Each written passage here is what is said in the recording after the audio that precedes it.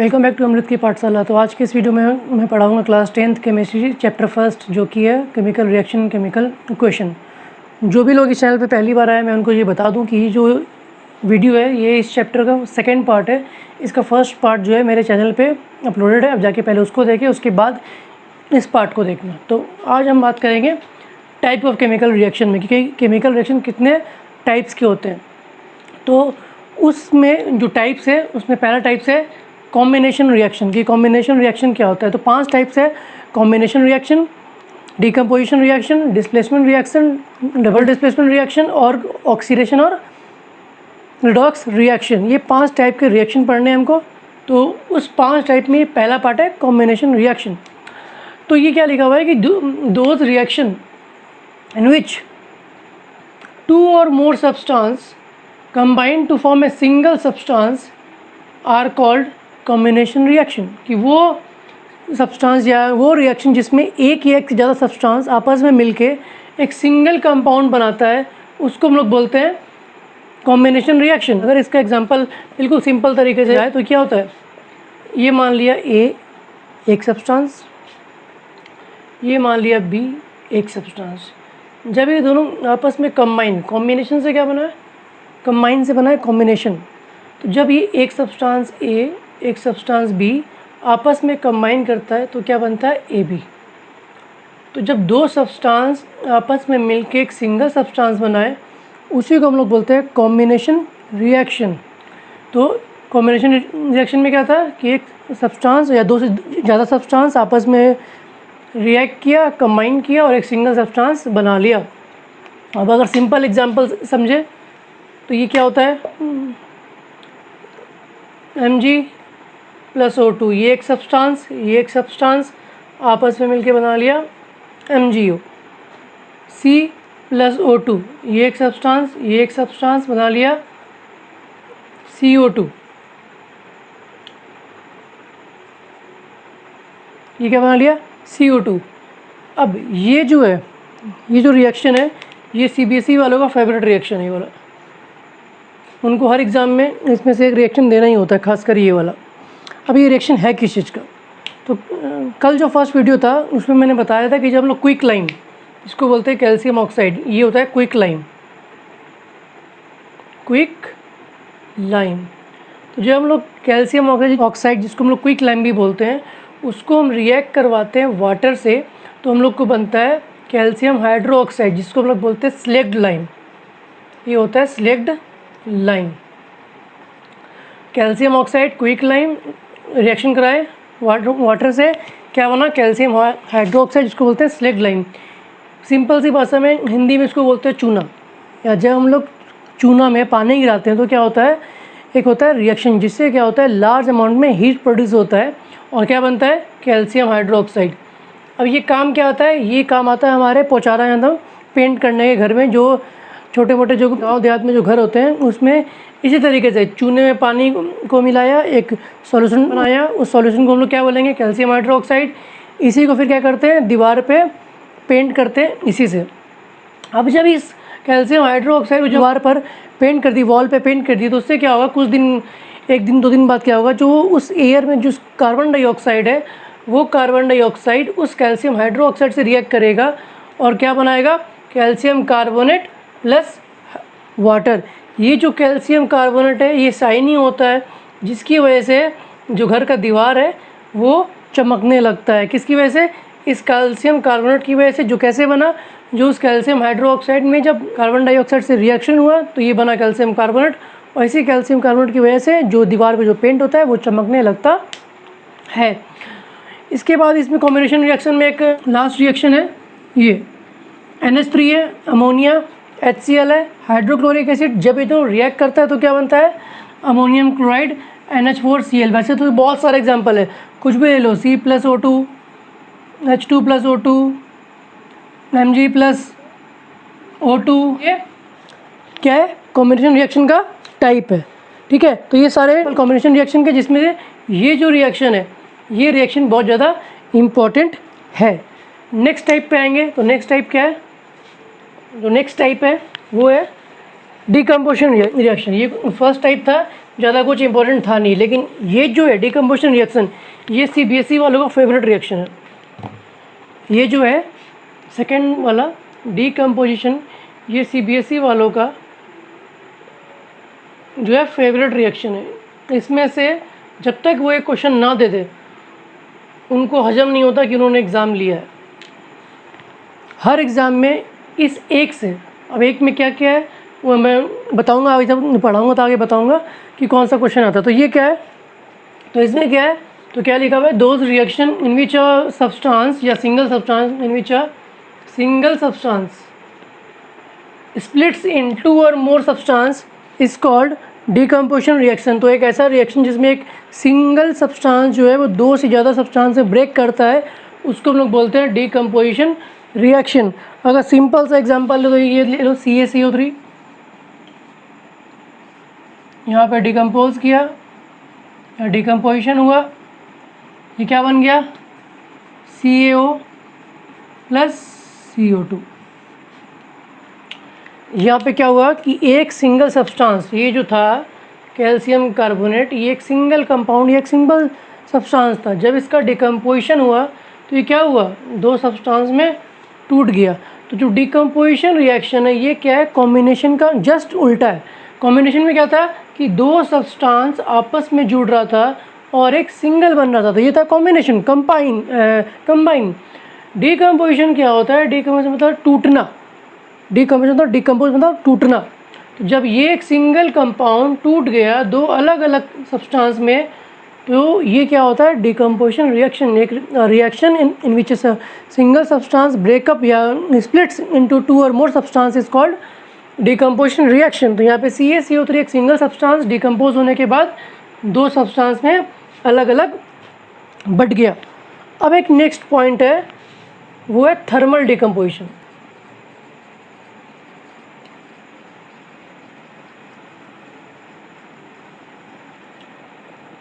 ये क्या है, ये थर्मल डिकम्पोजिशन। तो when a decomposition reaction, when a decomposition reaction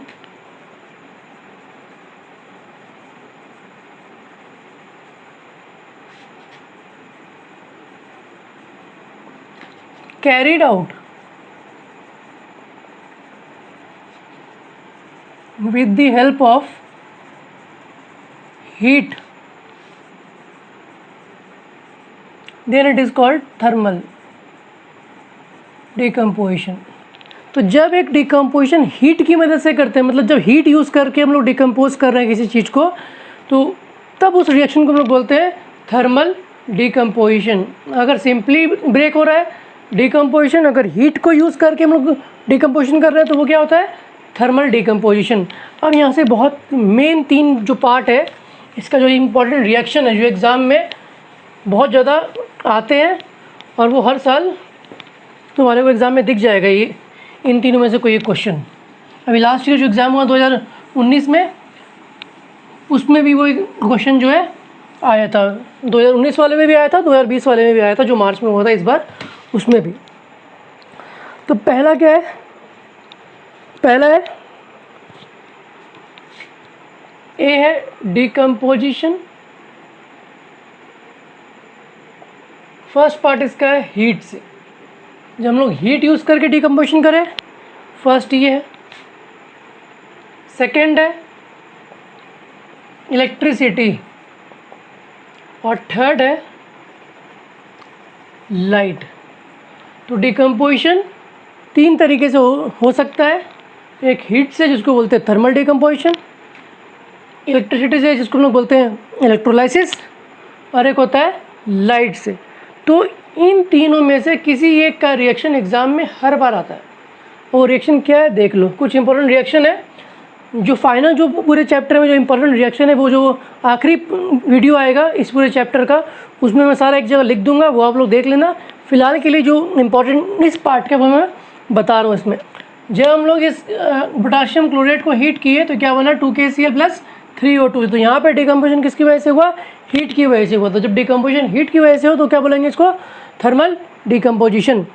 अब अगर हम नेक्स्ट एक बात करें, इसी में एक और है, FeSO4 या FeSO4 फेरस सल्फेट। जब हम लोग फेरस सल्फेट को हीट किए तो ये क्या होता है, ये टूटता है। Ferric oxide FeO2 plus sulphur dioxide SO2 plus sulphur trioxide SO3 में। ये था ग्रीन कलर का, ये हो गया brown colour.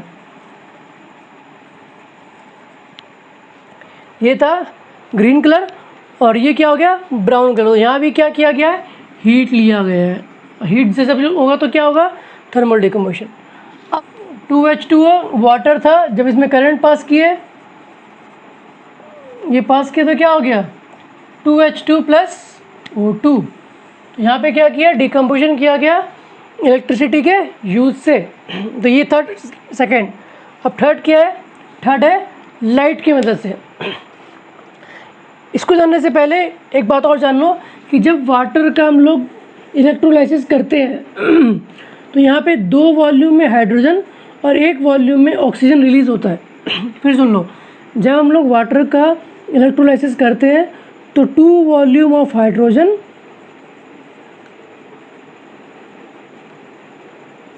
And 1 volume of oxygen release होता है। ये बहुत इंपॉर्टेंट पॉइंट है। आखिरी क्या है, आखिरी है लाइट से। उसमें क्या होता है, जब हम लोग इस AgCl में लाइट से डिकम्पोजिशन कराए तो क्या बन गया, सिल्वर और क्लोराइड अलग अलग आ गया। ये जो रिएक्शन है, इस रिएक्शन का यूज़ होता है किस में, ब्लैक एंड वाइट फोटोग्राफी में। ब्लैक एंड वाइट फोटोग्राफी में इस रिएक्शन का यूज़ होता है। ब्लैक एंड वाइट फोटोग्राफी में क्या होता है, इस रिएक्शन का यूज़ होता है। इसमें एक और रिएक्शन आता है, यहाँ पे भी क्या हुआ, लाइट के प्रेजेंस में क्या हुआ, डिकम्पोजिशन हुआ। तो ये क्या बना, ये भी, ये वाला भी,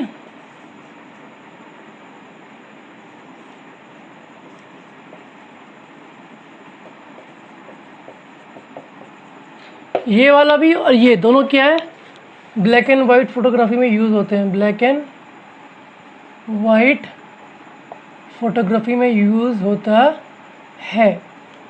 तो मैंने अभी 3 पार्ट बताया। सबसे पहले बताया था कौन सा,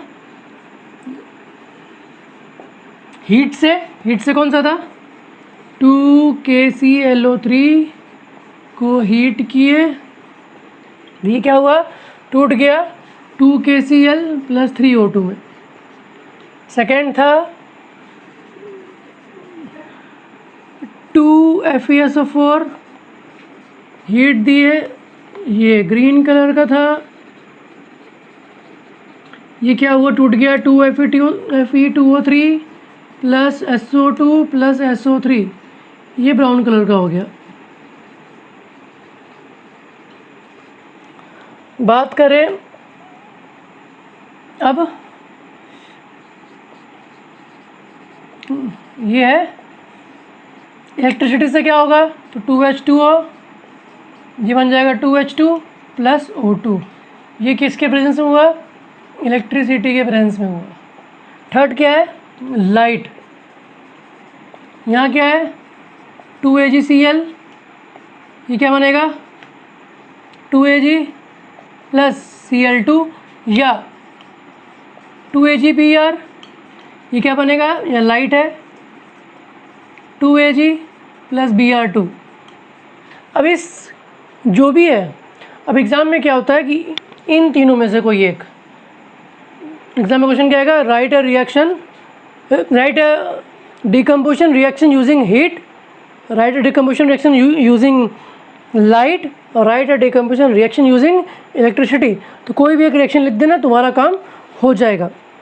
अब इसके बाद इसमें है डिस्प्लेसमेंट रिएक्शन और एक डबल डिस्प्लेसमेंट रिएक्शन। तो डिस्प्लेसमेंट रिएक्शन क्या है वो देख लो। अब सबसे जो इम्पोर्टेंट था इसमें वो था डिकम्पोजिशन रिएक्शन, सबसे इम्पोर्टेंट, बाकी समझने के लिए ये सबसे इम्पोर्टेंट था।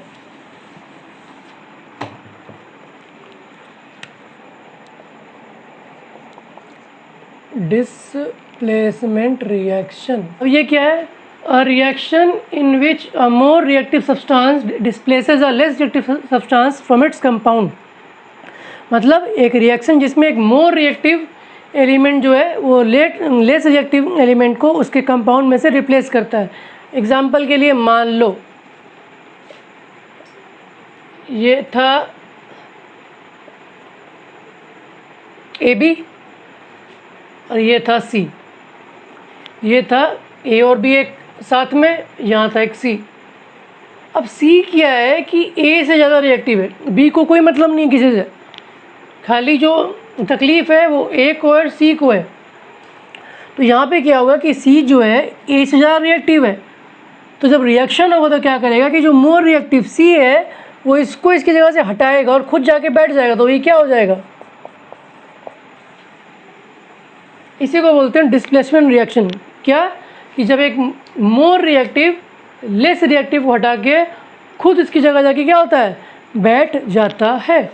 और इस चैनल पे मैं डेली अलग अलग क्लास के अलग अलग सब्जेक्ट्स को डेली अपलोड करूँगा।